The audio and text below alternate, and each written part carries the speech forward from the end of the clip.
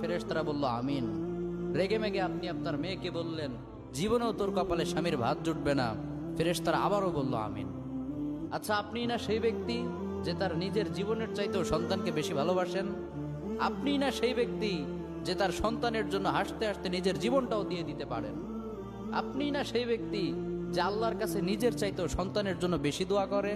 তাহলে কি করে নিজের হাতে নিজের সন্তানের এত বড় ক্ষতি করতে পারলেন? Doesn't make any sense. Common sense বলতে কিচ্ছু নাই আপনাদের? আপনারা কি জানেন না আপনাদের রাগের মাথায় বদদোয়া করাগুলো ফেরেশতারা আমিন বলে?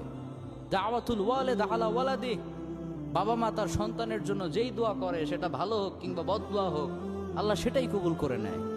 এজন্য খবরদার, নেভার কার্স ইউর চিলড্রেন। রাগের মাথায় কখনো সন্তানকে অভিশাপ করবেন না। খুব বেশি রাগ উঠে গেলে তার জন্য উল্টা ভালো দোয়া করেন।